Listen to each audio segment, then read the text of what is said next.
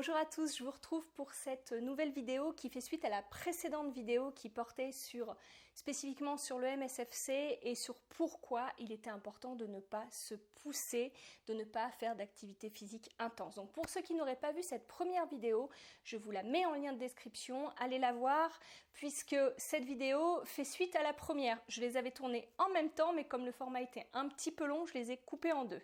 Donc n'hésitez pas à aller voir cette première vidéo que je vous mettrai là-haut. Aujourd'hui, on va parler de quoi? Aujourd'hui, on va parler plus spécifiquement dans cette vidéo-ci de comment gérer son énergie. Comment faire quand on vit avec l'EMSFC pour pouvoir gérer au mieux sa réserve énergétique, on va dire, disponible au fur et à mesure de jour en jour. Et surtout, comment trouver le juste équilibre entre ne pas trop en faire et ne pas trop peu en faire. Je vous explique tout ça dans un instant. À tout de suite.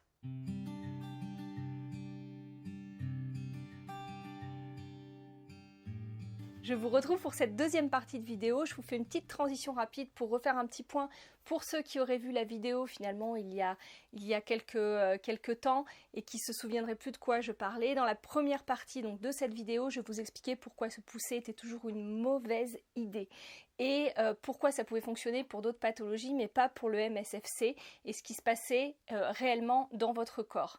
L'idée de cette deuxième partie, c'est vraiment de vous expliquer quelle stratégie adopter pour ne pas vous déconditionner, c'est-à-dire ne pas être victime d'une perte de capacité au fur et à mesure des années et au fur et à mesure que la pathologie évolue. La deuxième chose, c'est aussi qu'est-ce que vous pouvez mettre en place pour regagner des capacités et pour vous aider à aller mieux. Ce que j'aborde vraiment dans cette deuxième partie, c'est pourquoi il ne faut pas avoir une stratégie unique. Alors attention, avant de vous laisser avec mon propos, je voulais juste vous préciser une chose, c'est que tout ce que je dis, bien sûr, va s'appliquer à des gens qui sont en état léger ou en état modéré. J'ai tout à fait conscience que quand on est en état sévère, les propos, tout ce que je peux dire, ne va pas pouvoir forcément être mis en place. Donc je préférais le repréciser puisque dans la vidéo que j'ai tournée à la suite de la première, c'est peut-être des choses que j'avais pas assez précisées.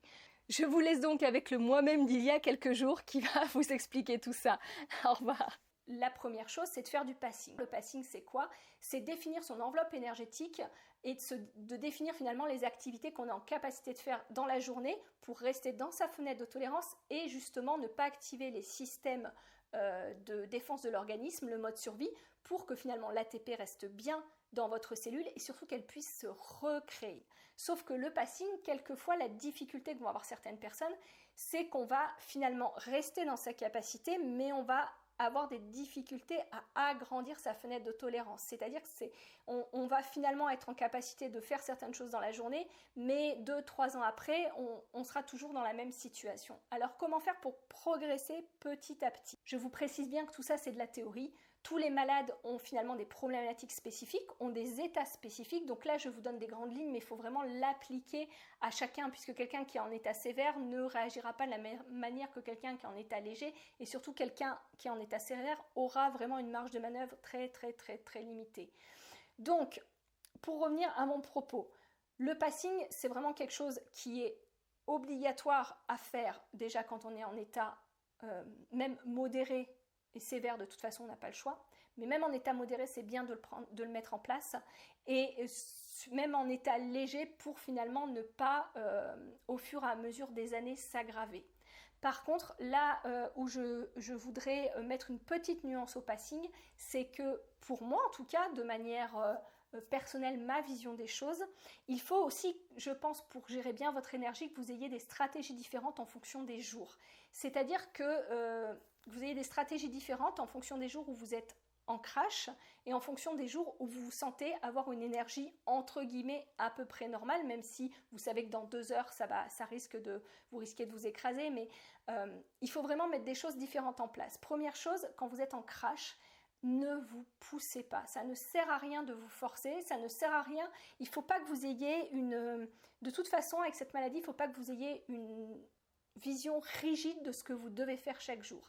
Il faut vraiment que vous partiez de votre corps, de comment vous vous sentez, des capacités que vous sentez dans la journée et que vous partiez toujours de là avec bienveillance pour pouvoir avancer. Donc quand vous êtes en crash, là, le repos total est obligatoire. Parce que qu'est-ce qui se passe quand vous êtes en crash? Ça veut dire que vous n'avez plus aucune capacité au niveau de vos cellules et que tout ce que vous allez faire de toute façon va ne faire que vous prendre encore de l'énergie. Donc là, l'idée, c'est qu'il faut vraiment vous recapitaliser de l'énergie, c'est-à-dire que vous vous reposez au maximum, vous vous coupez au maximum de toute stimulation, c'est-à-dire que c'est vrai que souvent, les journées sont longues, donc vous allez peut-être avoir envie de regarder la télé, de faire autre chose. Enfin, essayez quand même de vous couper au maximum de toute stimulation pour récupérer le plus vite possible et ayez une stratégie qui est aussi en relation avec vous, ce qui vous fait du bien. Là, pareil, je vous renvoie au podcast qui parlait, je crois que c'est le numéro 2 du resourcing, pour voir qu'est-ce qui vous fait du bien dans cet état. L'idée, c'est vraiment de rester dans là, vous avez dépassé votre fenêtre de tolérance, mais de rester dans les activités qui vous font du bien, qui vous prennent peu d'énergie. Et quand je parle d'activités, attention, c'est juste des petites choses comme peut-être s'octroyer de regarder une petite série, même si en crash c'est franchement compliqué.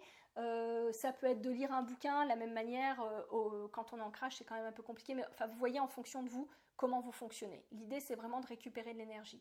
Deuxième chose, quand vous êtes dans une journée, on va dire moyenne, ben, là le passing c'est vraiment ce qu'il faut faire, c'est-à-dire alterner toute votre journée en fonction de votre énergie, vos activités et surtout alterner les temps actifs et les temps de repos. C'est vraiment très important de faire, on va dire, un espèce de sandwich entre les deux. Dès que vous avez une activité qui va être un peu plus active, qui va vous prendre plus d'énergie, de vous prendre un temps de repos après. Un temps de repos, attention, ça peut être un temps calme, c'est pas obligé un temps couché, mais vraiment de vous prendre un temps pour vous ressourcer, pour recapitaliser l'énergie, c'est très important.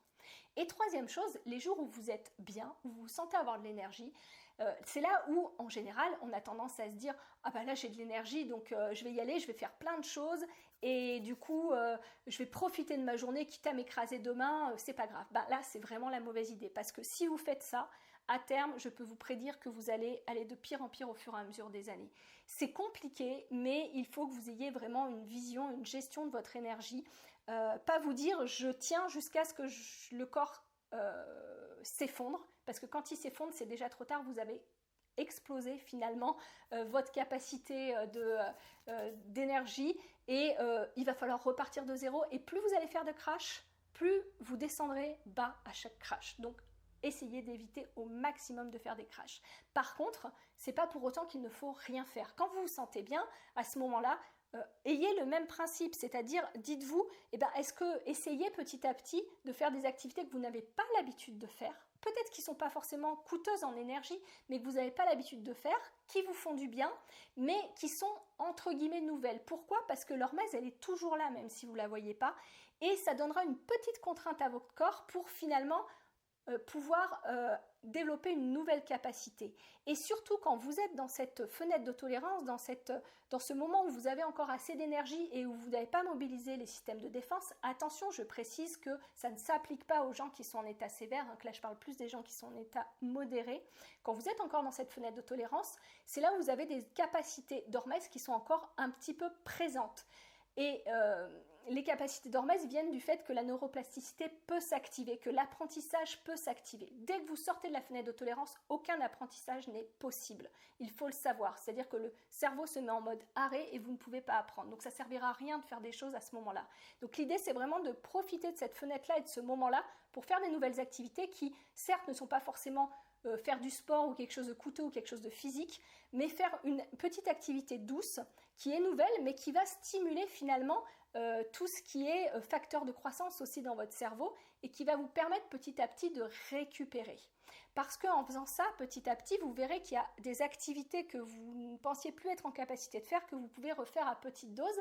Et plus vous allez les refaire, plus vous allez prendre confiance en vous. Et plus vous allez prendre confiance en vous, plus vous aurez envie de les refaire et plus ça sera simple de les refaire. Mais ce qui est important, c'est finalement pas ce qu'on fait, c'est vraiment le timing dans lequel on fait, le moment dans lequel on fait et de prendre des temps de repos après. Donc voilà pour moi quels seraient mes conseils pour gérer au mieux votre énergie, parce que j'ai des gens qui m'ont demandé finalement comment faire pour gérer mon énergie parce que c'est compliqué à évaluer. Voilà un de mes premiers petits conseils, j'allais dire. Si vous avez des questions sur des points précis, alors J'espère que j'ai été claire, mais je suis partie un peu dans tous les sens, donc j'espère que mon propos a été clair. N'hésitez pas à m'en parler, je repréciserai. Et de même, si vous avez des questions sur des points précis, n'hésitez pas à me les poser. Si c'est des choses que j'ai vu passer dans des études ou si jamais c'est des choses sur lesquelles je suis en capacité de répondre, je me ferai un plaisir de vous répondre. Je vous dis à très bientôt, prenez bien soin de vous, au revoir.